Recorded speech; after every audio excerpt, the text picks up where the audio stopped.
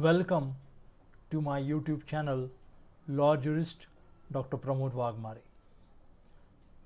Friends, today I would like to talk on a very important topic, that is the Electricity Amendment.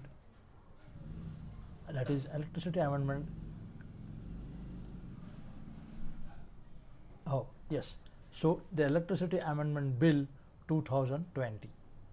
So, friends, you all are aware that presently everywhere in India you are finding load shedding. No doubt there is a saving of the electricity, but in this particularly hot summer, it is unbearable to live without the particular electricity, and therefore electricity has become one of the important commodities presently.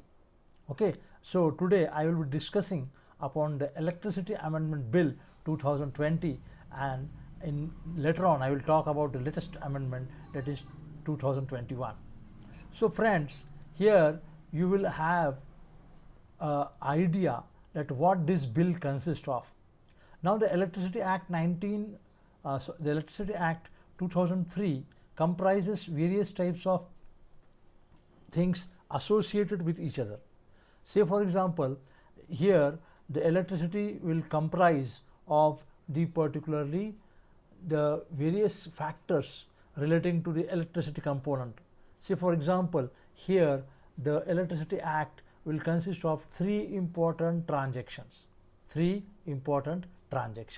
What are they? These three important transactions are: first, generation of the electricity; second, the transmission of the electricity; and last one is the distribution of the electricity. So various agencies are working under this particular garb to have a good result, and in this particular aspect, as all good things require infrastructure, so infrastructure is also one of the important aspects relating to the electricity also. So here there is a public-private partnership wherein all will come together and have a good result. So in this particular aspect, next is the Electricity Regulatory Commission. Now as you know that whatever the agency is working, a regulatory agency is one of the requirement of all, and therefore in this Electricity Regulatory Commissions there are different types of contracts.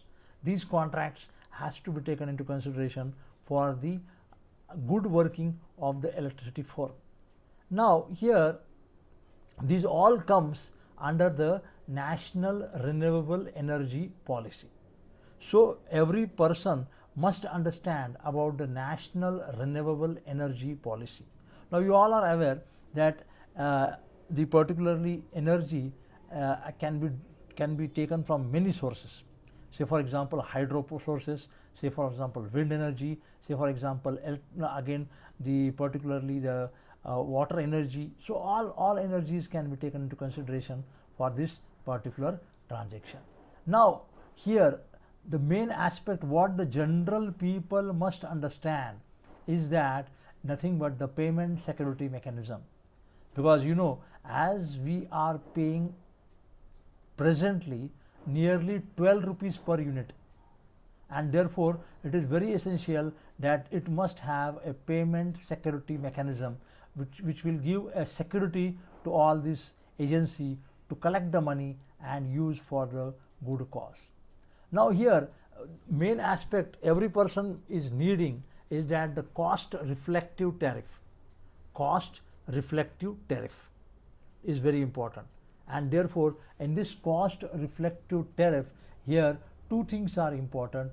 First one is the generation of the electricity, and second the distribution of the electricity. When you are distributing the electricity to a particular level, then you will also have another agency working with it, that is the tariff. Tariff means what? Billing. So billing is also one of the important aspects to be taken into consideration for each and every person.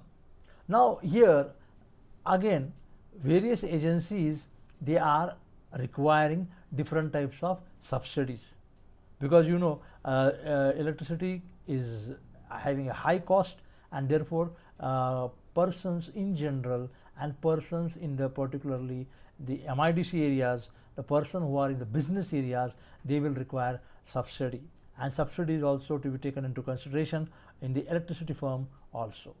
Now here again you know that there should be also penalties for not giving the particular electricity bill, because in day-to-day transaction you will find here that persons, they are generally not giving the proper billing, they are not paying the particular bills, rather they